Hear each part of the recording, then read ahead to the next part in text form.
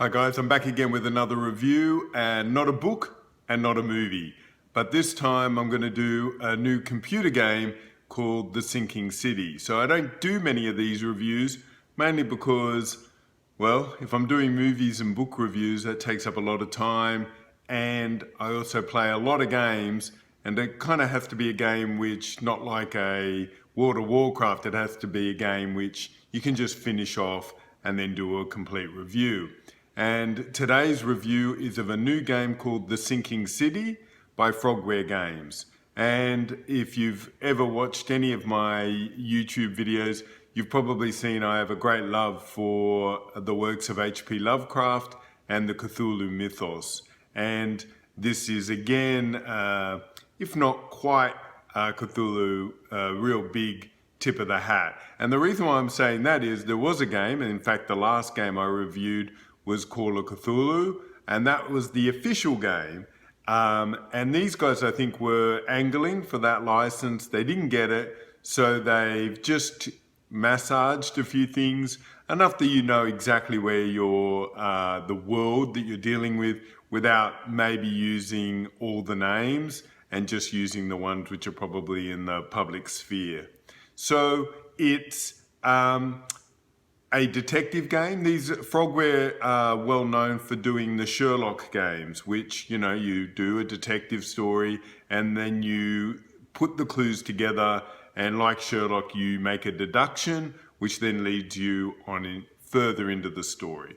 So let's begin. The Sinking City is Oakmont, Massachusetts, and it's very much in that world of H.P. Lovecraft. So, you know, they even mention that people from Innsmouth have been here, although they say Innsmouth, which is funny because if you ever listen to any H.P. Lovecraft or that, they always say Innsmouth. But anyway, and they do talk about, you know, things which are very much part of that HPL world. And what has happened is this city has been overtaken by this huge prophetic disaster in which they've been flooded and the water keeps coming up, and almost to the way that Oakmont's been wiped off the map. So it's very much like, if you've ever read any Lovecraft, no one can quite get to Arkham, no one can quite get to Innsmouth, it's always off the map, same thing. So into this world comes Charles Reed, and he's the protagonist, he's who you play. He's a World War I veteran, because the game is set in the traditional 20s of Cthulhu, and he was a World War I diver for the US Army. And he's haunted. First time you see him, you know, he really looks that cliche, in a way, PI, couple of scars, and just looks disheveled, but obviously a guy who's got some skills.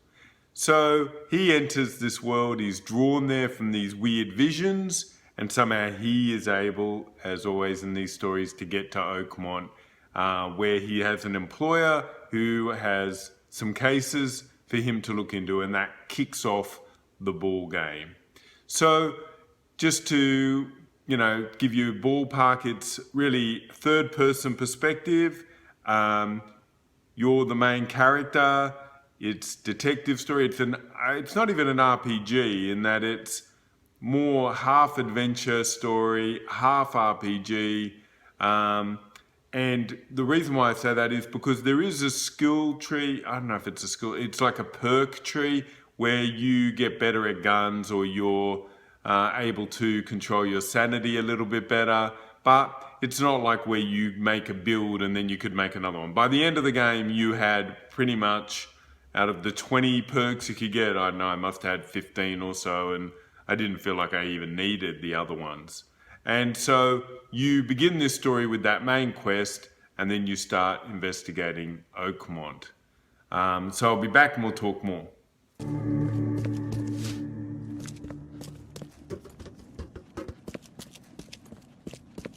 Friend's dead as a doornail, but I don't see any wounds.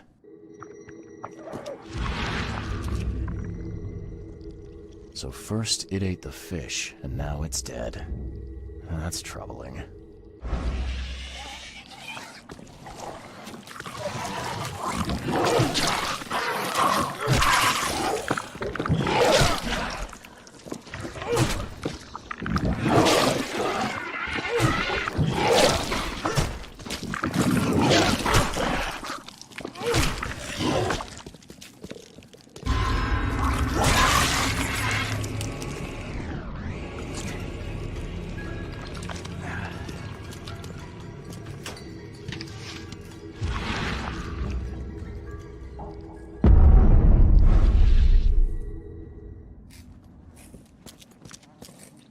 I have questions. So let's talk about more the game mechanics, I guess. So how does the game look? The graphics are really kind of weird, and I mean that in a good way and a bad way, and it's hard to explain. I'll try and capture some footage to put behind or with this review, but it is incredibly atmospheric. Like a lot of the time you walk around the city and you are blocked from getting to places because the streets are flooded, and you'll get into a little boat and you'll get to a place and then you'll get off the boat and walk more until you discover they've got some fast travel points throughout the map, and that makes it a lot easier. So at the beginning, when you get into the boat, it's so incredible because you're going through and all the places are flooded and everyone looks really down and really gives you a good atmosphere. But by the, when you're on to the fifth case or something, you're really like, I don't want to get into another boat. Like you just want to go where you want to go, and it can get difficult, and you've got to map your way through because it's not evident always where you've got to go. You might just have an address. So that can wear you down a little bit. The general graphics, when you're talking to people, like especially anything, notoriously the hardest thing to represent in computer graphics is hair, because it's dynamic and it's so fine, and the hair, they just gave up. Like it's like someone just scribbled, like when you see a kid who gets a crayon and makes a mustache, that's how it looks. So if you're the kind of person who that would just destroy the game for you, this isn't your cup of tea. If you're the person who just goes, okay, whatever, I'm more interested in the words and the story, you'll be fine. They keep reusing all the faces. They must have only had 6 models, and that can be a little bit annoying, but the main characters have very distinct faces, and so that works. Plus also, just generally the cutscenes, there aren't that many, but the ones that they have are quite nice.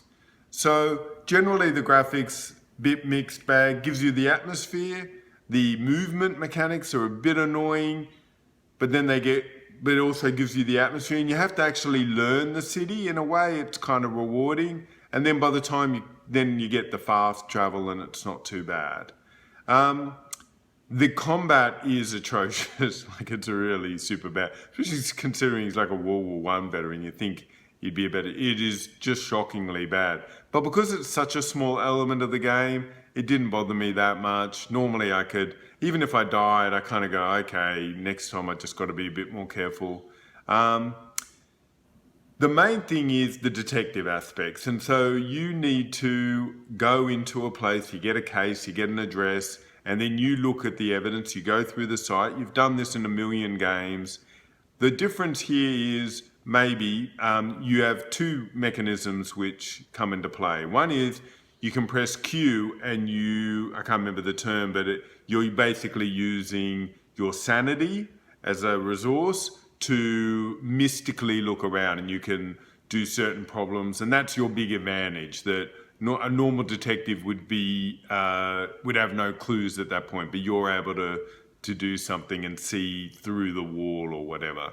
So there's that part. Then when you get all the clues, you put them together and you make a deduction in the mind palace. So if you've ever read any Sherlock Holmes, he uses that term. And as I said, they made the Sherlock games. So then you make these deductions, and they're quite interesting because you might put 7 clues together, and the deduction might be this guy is a liar or this guy is actually honest. And depending on which one you pick is how the game will flow from that point in regards to that encounter. And I found that quite interesting because sometimes you were like, oh, I'm not quite sure which it is. So that was quite good. I will say this, I played this game on the detective aspect on easy. And the reason is because early on it was very difficult for me to get across all the mechanics.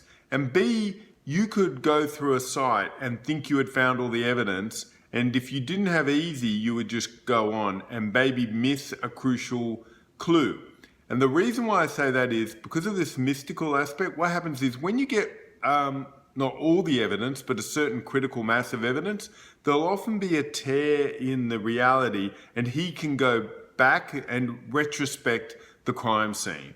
And from that, he is able to go, okay, this guy came in, he shot this guy, they did that. But of course, in ridiculous kind of detail. And then he'll have the lead to that. He'll go, okay, a guy got shot and ran to the west. And as he ran, he said, oh, I've got to go to, this pub or something. And that way, as a detective, you get to move ahead with the story. So that all quite worked. A lot of these mechanics were in the Call of Cthulhu game, because I guess by definition, if you're making a mythos game, you have to have some of these ideas. So all that kind of works well if you're aware of how it all comes together, and that's why I'd recommend you play on easy. You could always change that later, but I found that would have just been annoying to miss some of this stuff, because even then it is very difficult to somehow work out the cases, which leads me to the next point. About 8 times in the game, you will have enough clues, and some of them are quite vague, to move ahead. And really what you have to do is go into the archives of various things, newspapers, town hall, and put the evidence that you've gathered together into a search. Now, it's not that the search is that difficult, but here's one thing which I didn't realize for about the first hour or two of the game is you must have, what happens is the archive comes in and it's got a search kind of variable on the side, and it'll come up with your casebook. You must turn the casebook to the clue you're searching. Otherwise, you won't get the clue, which is just ridiculous. So ridiculous. Because sometimes you've got it in your head, okay, I'm looking for a suspect, he's violent, and he lived in Grimhaven. And you put that in and you don't get anything. And then later you move the clue, then you put exactly the same thing in and it'll come up. So that can be really annoying and quite vague, because you'll have 4 pieces of information, but you only can put 3 in, and so you've got to research it. And I found that really irritating. And I think it's designed to pad the game out a lot more, because most of it you can just follow. And I think that is one of the frustrations of the game is I would have worked out the answer to the puzzle, and yet the game hadn't registered that I had, because I needed to put the clue in, do that search, put that thing, and get the result so that the game could go, okay, now here's your new case or whatever. I didn't play really any of the side cases, and I'm nearly always, when I play, let's say, a role-playing game like a big D&D game, I do every side mission to boost my experience and to get extra treats apart from the story. So with this one, because I was a little bit frustrated by what was happening, and they do a weird thing at the beginning of the game. You get, maybe I broke the game somehow, but I went through the hotel and just searched it all, as any adventurer does, and I just got 1 million leads to these side cases, and it was so overwhelming I went, I just cannot be bothered. And when I say lead, it'll just say, go to this house, there was once, a mystery there or something. You're not sure, is that dangerous? Why would I do that, So I really just concentrated on the main case. Now, later on in the game, you do get some organic side cases. One of them was working for the newspaper for a couple of, and they were really good. They had proper stories, proper characters, took a little while to work it out, and I really enjoyed those. But for the main, I just really did the main storyline. Okay, we'll talk more soon. Okay, we're going to be in spoilers now, although I will say I missed out saying that part of the game is you just got to scrounge all the time for all the stuff, and I found that if you weren't just going in guns blasting everywhere, that wasn't much of an issue. I found that if I was careful with what I did, you just scrounged 1 million things. But in the end, I found it kind of annoying, like, why am I doing all this scrounging? The other thing I will say, talking about those perks, now that we're in spoilers, straight away do the ones which give you extra experience, and then eventually do the ones which give you sanity. Because if you lose too much sanity, you'll kill yourself. That's very easy to happen in these there aren't that many boss fights, but there are a couple of encounters with big monsters or something, and that'd be a bad way to die. So I boosted my experience, which meant it was cumulative, so compounded for the whole game. So they were the first 2 I did. And I didn't feel I got that much of a help with the guns or anything, apart from you had a bit more ammo, and there were some monsters where, some encounters where there were like 6 monsters, and that really helped that you could reload quickly. But to me, I just concentrated more on the story. So we're in spoilers. So what's the wrap up here? I'll talk first about the finishes. There are 3 endings to the game, and you can replay all 3. It's not like it's very easy to see all 3. I found it disappointing in the sense that, 2 of them you could kind of pick from. They're the ending of almost any kind of Cthulhu adventure. And then there was one which was a little bit weirder, but they were extremely short.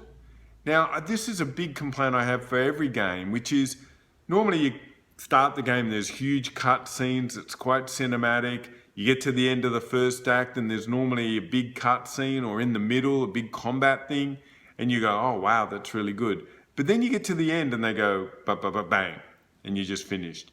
And I've invested, I would have played this game, must have been at least 40 hours. It's a big game, like it's really about 9 chapters long, just off the top of my head, for the main storyline, let alone if you did all the side quests. And there were parts of the map I just never even got to by the end because I just wanted to finish that main story.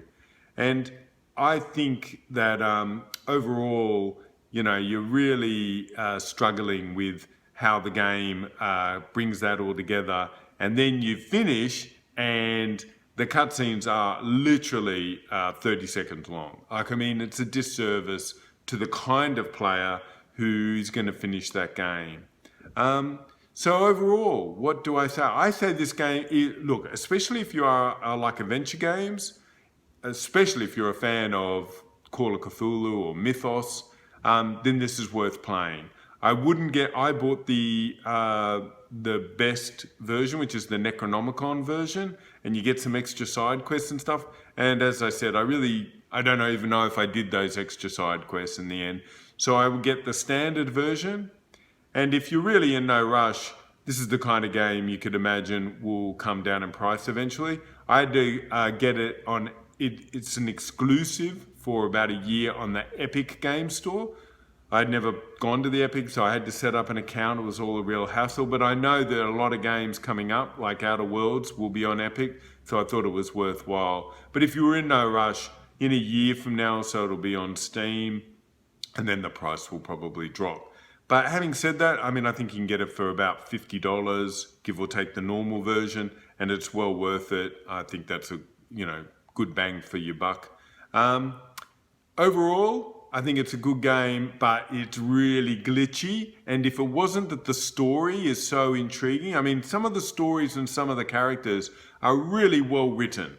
And that is often a weak point in adventure games. So this is one of those weird games. The highs are really high, but the lows are super low. And I think it depends on your personal way that you deal with those things. Because I know some people, they look at the graphic, they look at the same character model, or there was some tearing a lot where the character got caught, and that really throws some people out. I normally just go on story, and so I was fine. Okay, that's it for today. I hope you enjoyed this. I'll be back with more film and book reviews pretty soon. And if you like what I'm doing, please hit like, subscribe, share. If you don't like, comments, whatever. And I'm on Twitter at Guru Eden, and I'll talk to you soon. Bye.